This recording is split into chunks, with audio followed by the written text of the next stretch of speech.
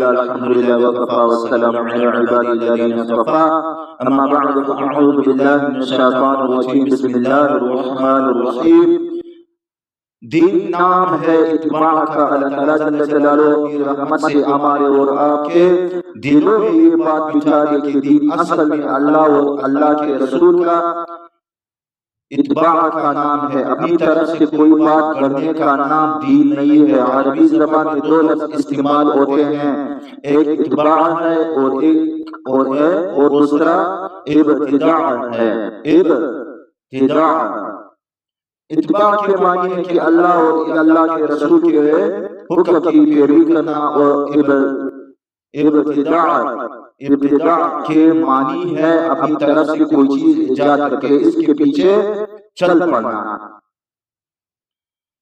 جب حضرت ابوبکر صدیق رضی اللہ تعالیٰ عنہ مبارک خلیفہ بنے تو سب سے پہلے جو خطبہ دیا اس میں یہ الفاظ ارشاد فرمایا کہ میں اللہ اور اللہ کے رسول کے احکام کا متبع ہوں، مبتدع نہیں، یعنی کوئی نیا راستہ ایجاد کرنے والا نہیں ہوں، لہذا ساری قیمت اللہ کے حکم کے آگے سر جھکانے کی ہے۔ اپنی طرف سے جو بات کی جائے اس کا کوئی ضابطہ، کوئی قدر و قیمت نہیں ہے۔ بدعت کی صحیح تعریف اور تشریح کیا ہے؟ ایک بات اور عرض کر دوں جس کے بارے میں لوگ کثرت پوچھا کرتے ہیں، وہ یہ ہے کہ جب ہر نئی بات گمراہی ہے تو پنکھا بھی گمراہی ہے۔ کیا مانا؟ یہ پنکھا بھی گمراہی ہے، یہ ٹیوبلیٹ بھی گمراہی ہے، یہ بس بھی، یہ موٹر بھی گمراہی ہے۔ اس لیے کہ یہ چیزیں تو حضور پاک صلی اللہ علیہ وسلم کے زمانے میں نہیں تھے، بعد میں پیدا ہوئے۔ ان کے استعمال کو بدعات کیوں نہیں کہتے؟ خود سمجھ لیجئے کہ اللہ تعالیٰ جل جلالہ نے بدعات کو جو ناجائز اور حرام کرا دیا ہے، یہ وہ بدعات ہے جو دین کے اندر کوئی بات نکال دی جائے، دین کا جز اور دین کا حصہ بنا لیا جائے کہ یہ بھی دین کا حصہ ہے۔ مثلا یہ کہنا کہ اس کا ثواب اس طرح ہوگا جس طرح ہم نے بتا دیا، یعنی تیسرے دن تیحبہ ہوگا، پھر دسواں ہوگا، پھر چلم ہوگا، اور جو اس طریقے سے احسان ثواب نہ کرے وہ مردود ہے۔ اب بعض لوگ کہتے ہیں میت کے گھر میں کھانا بنا کر بھیج دو۔ میت جب آپ لوگوں کے گھر میں ہو جائے تو توجہ ہو جائے تو اس کے گھر میں کھانا بنا کر بھیج دو۔ حضور اکرم صلی اللہ علیہ وسلم خاتم النبیین کی تعلیم یہ ہے کہ اگر کسی کے گھر میں صدمہ ہو تو دوسرے لوگوں کو چاہیے کہ اس کے گھر میں کھانا تیار کر کے بھیجیں۔ حضرت جعفر بن ابی طالب رضی اللہ تعالیٰ عنہ مبارک غزوہ موقع کے موقع پر شہید ہوئے تو حضرت صلی اللہ علیہ وسلم خاتم النبیین نے اپنے گھر والوں سے فرمایا کہ جعفر کے گھر والوں کے لیے کھانا بنا کر بھیجو، اس لیے کہ وہ بیچارے مشغول ہیں اور صدمہ کے اندر ہے۔ حضور پاک صلی اللہ علیہ وسلم خاتم النبیین کی تعلیم یہ ہے اس کے لیے کھانا بناؤ جس کے گھر صدمہ ہو گیا ہے، تاکہ وہ کھانا پکانے میں مشغول نہ ہو، ان کو صدمہ ہے۔ دین کا حصہ بنانا بدعات ہے، لہذا دین کا حصہ بنا کر لازم اور ضروری قرار دے کر دین میں جو چیز ایجاد کی جائے وہ بدعات ہے۔ ہاں اگر کوئی چیز دین کا حصہ نہیں ہے بلکہ کسی نے اپنے استعمال اور آرام کے لیے کوئی چیز اختیار کر لی، مثلا ہوا حاصل کرنے کے لیے پنکھا بنا لیا، روشنی حاصل کرنے کے لیے بجلی استعمال کر لی، سفر کرنے کے لیے کار استعمال کر لی، یہ کوئی بدعات نہیں ہے، کیونکہ دنیا کے کاموں میں اللہ تعالیٰ جل جلالہ نے کھلی چھوٹ دے رکھی ہے کہ مباحات کے دائرے میں رہتے ہوئے جو چاہے کرو، لیکن دین کا حصہ بنا کر یا کسی غیر مستحب کو مستحب قرار دے کر یا کسی غیر سنت کو سنت کہہ کر یا کسی غیر واجب کو واجب کہہ کر جب کوئی نئی چیز ایجاد کی جائے تو وہ بدعت ہوگی اور حرام ہوگی۔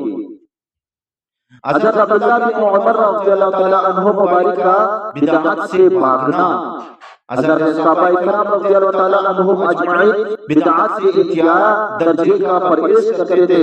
حضرت عبداللہ بن عمر رضی اللہ تعالیٰ عنہ مبارک ایک مرتبہ مسجد میں نماز کے لیے تشریف لے گئے۔ آذان ہو گئی، ابھی جماعت نہیں کھڑی ہوئی تھی کہ اس مؤذن نے لوگوں کو جمع کرنے کے لیے آواز دے دی، الصلاۃ جامعۃ، کہ نماز کھڑی ہو رہی ہے، آ جاؤ۔ اور ایک مرتبہ شاید حی علی الصلاۃ بھی 2 مرتبہ کہہ دیا تھا کہ جو لوگ آپ تک نہیں آئے ہیں وہ جلدی سے آ جائے۔ جب حضرت عبداللہ بن عباس عمر رضی اللہ تعالیٰ عنہ مبارک نے یہ الفاظ سنے تو فوراً اپنے ساتھیوں سے فرمایا اللہ اکبر، کہ مجھے اس بدعتی کے پاس سے نکالو، اس لیے کہ یہ شخص بدعات کر رہا ہے۔ اللہ اور اللہ کے رسول صلی اللہ علیہ وآلہ وسلم خاتم النبیین نے جو اذان کا طریقہ بنایا تھا، جو اذان کا طریقہ بتایا تھا، وہ تو ایک مرتبہ ہوتی ہے اور وہ ہو چکی ہے، دوبارہ اعلان کرنا یہ حضور صلی اللہ علیہ وآلہ وسلم کا طریقہ نہیں، یہ طریقہ بدعت ہے، لہذا مجھے اس مسجد سے نکالو، میں جا رہا ہوں۔ دین کا حصہ بدعات بنانا، لہذا دین کا حصہ بنا کر لازم اور ضروری قرار دے کر دین میں جو چیز ایجاد کی جائے وہ بدعات ہے۔ ہاں، اگر کوئی چیز دین کا حصہ نہیں ہے بلکہ کسی نے اپنے استعمال اور آرام کے لیے کوئی چیز اختیار کری تو جائز ہے۔ مر گیا مردود، نہ فاتحہ نہ درود۔ اگر مرنے والے کے گھر میں دعوت نہ ہوئی تو پھر اس کی بخشش نہیں ہوگی، معاذ اللہ، اور پھر وہ دعوت بھی مرنے والے کے ترکے میں سے ہوگی جس میں اب سارے ورثہ کا حق ہوگا۔ ان میں نابالغ بھی ہوتے ہیں اور نابالغ کے مال کو ذرا برابر بھی چھونا شرعاً حرام ہے۔ نبی کریم صلی اللہ علیہ وآلہ وسلم خاتم النبیین کی تعلیمات کے سراسر خلاف ہے، پھر بھی یہ سب کچھ ہو رہا ہے، اور جو سب کچھ نہ کرے وہ مردود ہے۔ قیامت اور بدعات دونوں ڈرنے کی چیزیں ہیں۔ قیامت اور بدعات یہ یاد رکھے ناظرین، یہ جو سامعین، یہ جو میں آپ کو بیان کر رہا ہوں، اس کو جو ہے خوب جو ہے وہ دل میں جو ہے اس کو بچاؤ۔ قیامت اور بدعات دونوں ڈرنے کی چیزیں ہیں، لہذا سرکار دو عالم صلی اللہ علیہ وآلہ وسلم خاتم النبیین اس حدیث کے اندر جہاں اپنی امت کو اس بات سے ڈرا رہے ہیں کہ ایک رشتہ صبح یا شام کے وقت تم پر حملہ آور ہونے والا ہے، وہاں ساتھ ساتھ آنے والی گمراہیوں سے بچانے کے لیے یہ جملہ ارشاد فرمایا کہ بدترین چیزیں وہ ہے جو انسانوں نے اپنی طرف سے گڑھ لی ہے اور ان کو دین کا حصہ بنا دیا۔ اللہ اکبر، جبکہ اللہ تعالیٰ اور اللہ کے رسول صلی اللہ علیہ وآلہ وسلم خاتم النبیین نے دین کا وہ طریقہ نہیں بتایا، اس سے پرہیز کرو ورنہ وہ تمہیں گمراہی کی طرف لے جائے گی۔